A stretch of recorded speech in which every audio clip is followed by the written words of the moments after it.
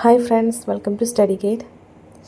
ഇന്നത്തെ വീഡിയോയിൽ നമ്മൾ ഡിസ്കസ് ചെയ്യാൻ പോകുന്നത് പോൾ ലോറൻസ് ഡൻബാർ എഴുതിയ ദി സീഡ്ലിംഗ് എന്ന പോയത്തിൻ്റെ സമ്മറിയാണ്.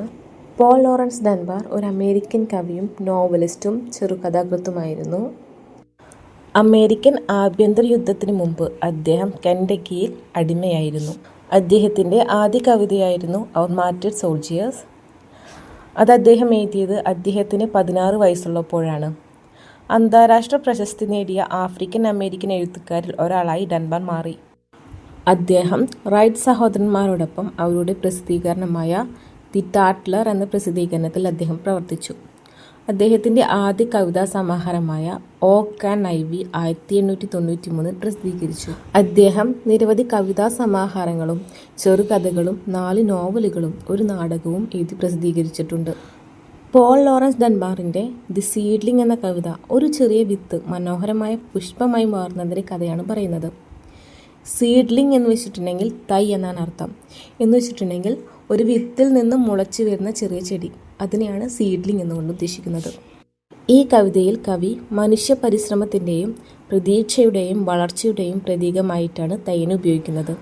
ഈ തൈയിൻ്റെ ലളിതമായ യാത്രയിലൂടെ ജീവിത പോരാട്ടങ്ങളെ ധൈര്യത്തോടെയും പോസിറ്റീവ് മനോഭാവത്തോടെയും നേരിടുന്നതിനെക്കുറിച്ചുള്ള ഒരു സന്ദേശം ഡൻബാർ പങ്കുവയ്ക്കുന്നു.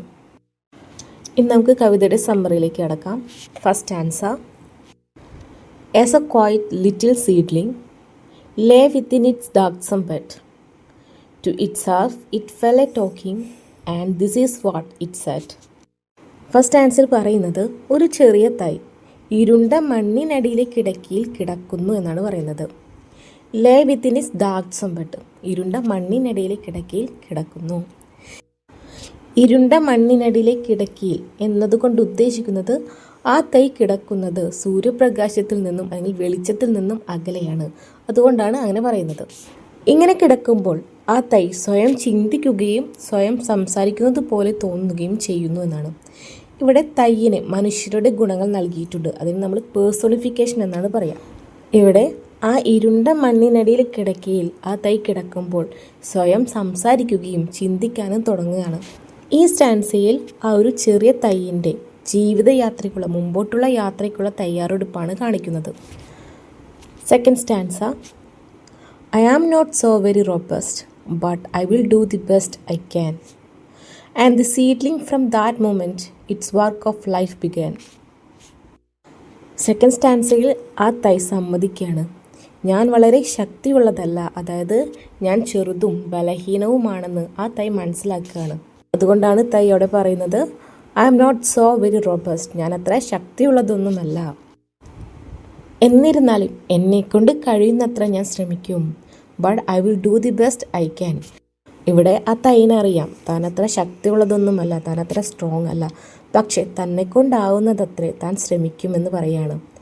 ഇതിലൂടെ ആ തൈൻ്റെ ദൃഢനിശ്ചയവും ധൈര്യവുമാണ് പ്രകടമാക്കുന്നത്. ആ ഒരു നിമിഷം മുതൽ താൻ ഏറ്റവും നല്ലത് ചെയ്യണമെന്ന തീരുമാനമെടുത്തതോടെ ആ ഒരു തൈയിൻ്റെ യഥാർത്ഥ ജീവിത പ്രവർത്തനം തുടങ്ങുന്നു. അതുകൊണ്ടാണ് ഇവിടെ it's work of life began എന്ന് പറയുന്നത്. ജീവിതത്തിൽ വളർച്ചയ്ക്കും പുരോഗതിക്കും നല്ല മനോഭാവവും ശ്രമിക്കാൻ തയ്യാറായ മനസ്സും ആവശ്യമാണെന്ന സന്ദേശം ഇവിടെ നൽകുന്നു. Third stanza. So it pushed a little leaflet up in to the light of day to examine the surroundings and show the rest the way. Third സ്റ്റാൻസിൽ പറയുന്നത് ആ തൈ വളരാൻ തുടങ്ങുകയും ഒരു ചെറുതായ ഇല ലീഫ്ലെറ്റ് മണ്ണിനടിയിൽ നിന്നും പുറത്തേക്ക് പകൽ വെളിച്ചത്തിലേക്ക് തള്ളിപ്പിടിക്കുകയും ചെയ്യുന്നു എന്നാണ്. ആ ചെറിയ ഇല മണ്ണിനടിയിൽ നിന്നും പുറത്തേക്ക് തള്ളിപ്പിടിക്കുന്നത് എന്തിനാണ്? To examine the surroundings and show the rest the way. പുറം ലോകം എന്താണെന്ന് നോക്കാനും പരിസരത്തെ മനസ്സിലാക്കാനും വേണ്ടിയിട്ടാണ് ആ ചെറിയ മുകളിലേക്ക് ഉയർത്തിപ്പിടിക്കുന്നത് അല്ലെങ്കിൽ തള്ളിപ്പിടിക്കുന്നത്. ഒരു ചെടിയുടെ ആദ്യ ഇല തന്നെയാണ് അതിൻ്റെ മാർഗദർശിയായി പ്രവർത്തിക്കുന്നത്. പിന്നാലെ വരുന്ന തണ്ടിനും ഇലകൾക്കും വളരാനുള്ള ദിശ കാണിച്ചു കൊടുക്കുന്നത് ആ ഒരു ചെറിയ ഇലയാണ്. ഈ third stanza curiosity, courage and leadership എന്നിവയെക്കുറിച്ചാണ് പറയുന്നത്. Fourth stanza.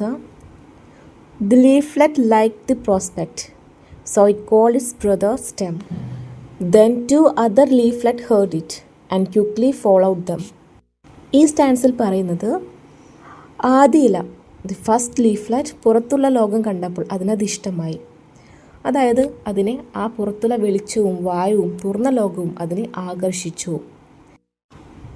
അത് ഇഷ്ടമായതുകൊണ്ട് അത് അതിൻ്റെ സഹോദരനായ തണ്ടിനെ, സ്റ്റെം എന്ന് വെച്ചിട്ടുണ്ടെങ്കിൽ തണ്ട്, ആ തണ്ടിനെ പുറത്തേക്ക് വരാൻ വിളിക്കുന്നു. അപ്പോൾ മറ്റു 2 ലീഫ്ലെറ്റുകളും മറ്റു 2 ഇലകളും ഇത് കേട്ട് വേഗത്തിൽ പുറത്തു വരുന്നു. ഈ സ്റ്റാൻസയിൽ പറയുന്നത് ഒരു ചെടി, ഒരു സസ്യം അതിൻ്റെ തുടർച്ചയായ വളർച്ച കൈവരിക്കുന്നതിനെ കുറിച്ചിട്ടാണ്. ആദ്യം ഒരു ഇല വന്നു, പിന്നെ തണ്ട് വന്നു, തുടർന്ന് കൂടുതൽ ഇലകൾ വരുന്നു. ഈ സ്റ്റാൻസയിൽ കവി പേഴ്സണിഫിക്കേഷൻ വഴി ഇലകൾക്കും തണ്ടിനും മനുഷ്യരുടെ സ്വഭാവം നൽകുകയാണ് ചെയ്യുന്നത്. 5th stanza. To be sure, the haste and hurry made the seedling sweat and pant, but almost before it knew it, it found itself a plant. ഈ സ്റ്റാൻസിൽ പറയുന്നത് ആ തൈ അതിവേഗത്തിൽ വളരുന്നതിനാൽ, ഹേസ്റ്റ് ആൻഡ് ഹറി, ഹേസ്റ്റ് എന്ന് വെച്ചിട്ടുണ്ടെങ്കിൽ തിടുക്കം, ഹറി എന്ന് വെച്ചിട്ടുണ്ടെങ്കിൽ വേഗം, അപ്പോൾ വേഗത്തിലും തിടുക്കത്തിലും വളരുന്നതിനാൽ അതിനെ ശ്വാസം മുട്ടുകയും വിയർക്കുകയും ചെയ്യുന്നു എന്നാണ് പറയുന്നത്.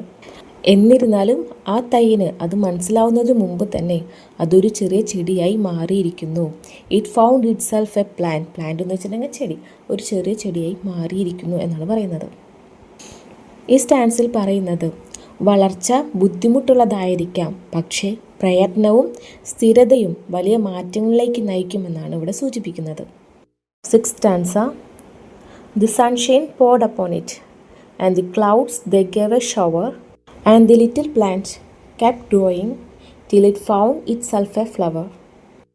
ഈ സ്റ്റാൻസിൽ പറയുന്നത് സൺഷൈൻ എന്ന് വെച്ചിട്ടുണ്ടെങ്കിൽ സൂര്യപ്രകാശം, സൂര്യപ്രകാശം ചെടിയിലേക്ക് തിളക്കത്തോടെ വീഴുന്നു.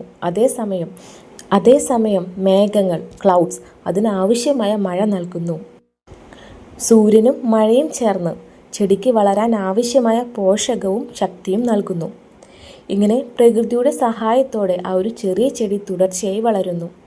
Till it found it self A flower എന്ന് വെച്ചിട്ടുണ്ടെങ്കിൽ അതൊരു മനോഹരമായ പൂവായി മാറുന്നത് വരെ പ്രകൃതിയുടെ സഹായത്തോടെ ആ ചെടി തുടർച്ചയായി വളരുന്നു. ഈ സ്റ്റാൻസിൽ പറയുന്നത് ആ ഒരു ചെറിയ ചെടി എങ്ങനെയാണ് ശരിയായ പിന്തുണയും പരിപാലനവും സമയവും ലഭിക്കുമ്പോൾ ഒരു മനോഹരമായ രൂപത്തിലേക്ക് വളരുന്നത് എന്നതാണ് കാണിക്കുന്നത്. 7th stanza. Little fox, be like the seedling. Always do the best you can.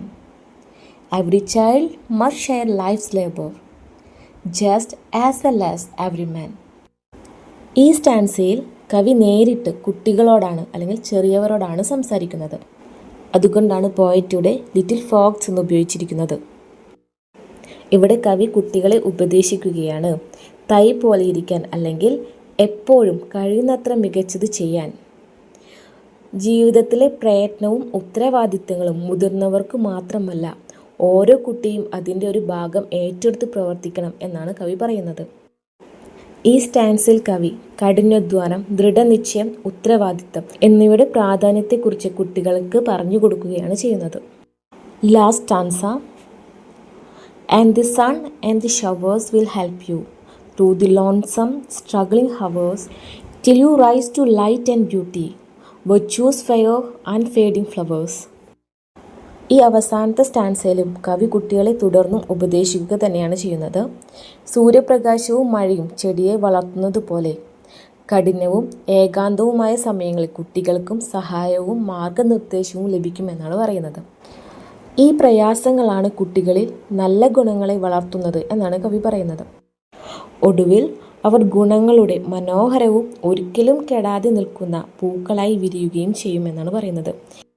എന്ന് വെച്ചിട്ടുണ്ടെങ്കിൽ കവി ഉദ്ദേശിക്കുന്നത് ദയ, സത്യസന്ധത, ധൈര്യം, നല്ല മനസ്സ് എന്നിവ പോലുള്ള നല്ല ഗുണങ്ങൾ കുട്ടികളിൽ വളരുമെന്നാണ് പറയുന്നത്. ഈ ഗുണങ്ങൾ ഒരിക്കലും മങ്ങുകയില്ലെന്നും എന്നും വിലപ്പെട്ടതും മനോഹരവുമായി തന്നെ അവ നിലനിൽക്കുമെന്നുമാണ് കവി ഇവിടെ ഉദ്ദേശിക്കുന്നത്. സീഡ്ലിംഗ് എന്ന ഈ കവിതയുടെ മുഖ്യ പ്രമേയം എന്ന് പറയുന്നത് എഫേർട്ട്, ഡിറ്റർമിനേഷൻ ആൻഡ് പേഷ്യൻസ് എന്നിവയിലൂടെ മാത്രമേ വളർച്ചയും പുരോഗതിയും സാധ്യമാകൂ എന്നതാണ്. ഒരു ചെറിയ തൈ സൂര്യനും മഴയും സഹായിച്ച് പൂവായി വളരുന്നത് പോലെ കുട്ടികളും കഠിനാധ്വാനം, ധൈര്യം, മനോധൈര്യം എന്നിവ ഉപയോഗിച്ച് നല്ല ഗുണങ്ങളുള്ള മനുഷ്യരായി വളരണമെന്നാണ് കവി പഠിപ്പിക്കുന്നത്. ജീവിതത്തിലെ പ്രയാസങ്ങളും ബുദ്ധിമുട്ടുകളും നമ്മെ കൂടുതൽ ശക്തരാക്കുമെന്ന സന്ദേശവും ഈ കവിത നമുക്ക് നൽകുന്നു.